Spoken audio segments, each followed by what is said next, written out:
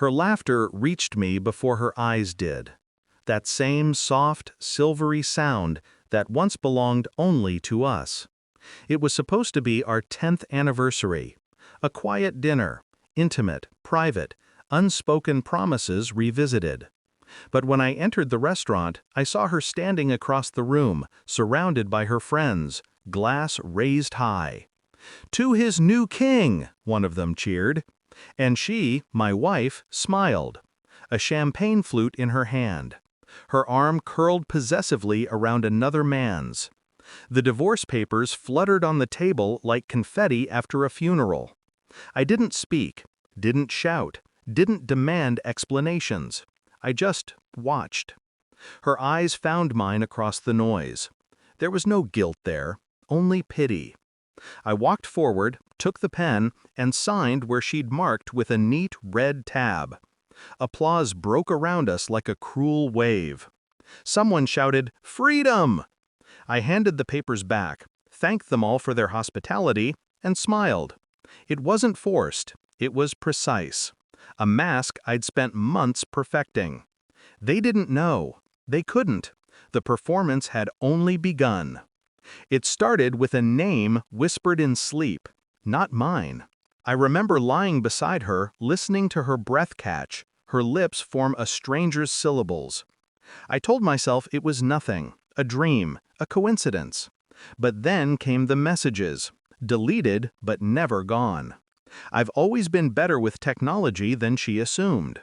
At first, I searched for reassurance, proof I was wrong.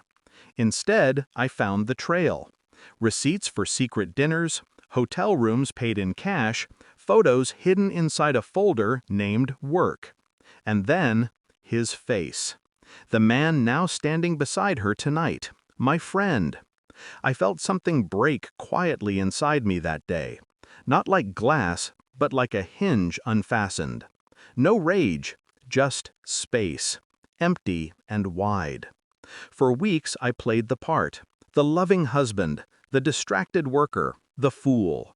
Each smile rehearsed, each kiss calculated, all while recording, tracing, gathering. Because betrayal, when done well, deserves an audience. I began with small, silent moves. A call to an old friend in cybersecurity. A discreet DNA test on the child I'd raised as my own.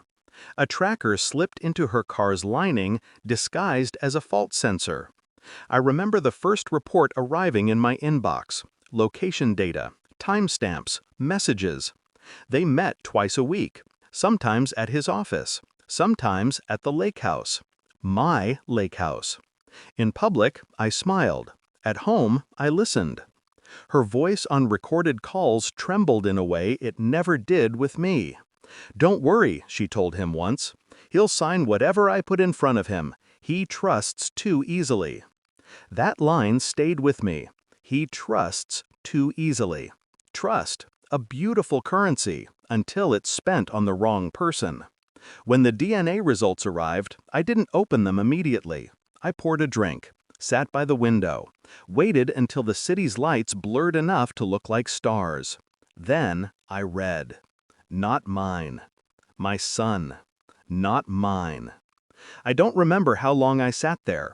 Only that when the glass finally slipped from my hand, I didn't flinch. That night, I deleted every photo of us, every message, every trace of affection. And in that void, something clean began to form. A plan. She found the envelope on the kitchen counter 3 nights later. No note, just documents, financial transfers, photos, a copy of the DNA report, timestamps of her calls. I watched her from the hallway as she read. Her hand trembled. Her lips parted to speak, then closed again. When she finally turned, her face had drained of color. "You knew?" she whispered. I nodded. "How long?" "Long enough," I said. The silence stretched between us, years of false tenderness collapsing into a single unbearable second. She cried then, not the way I expected. It wasn't regret, it was fear of losing control. I didn't console her, I simply walked past, picked up my coat, and said, "Dinner's at 7 on Friday. Bring him. I'll sign then." Her eyes widened. "What are you planning?" I didn't answer. The truth didn't need words anymore. It only needed timing. And that's how we came to this night. The restaurant, the applause, her laughter. I signed quietly, thanked them. Then I reached into my coat and placed a small flash drive on the table. "Consider it my gift," I said. The screens behind the bar flickered. The music stopped. Every phone in the room vibrated. New message, same attachment. The videos, the messages, the photos.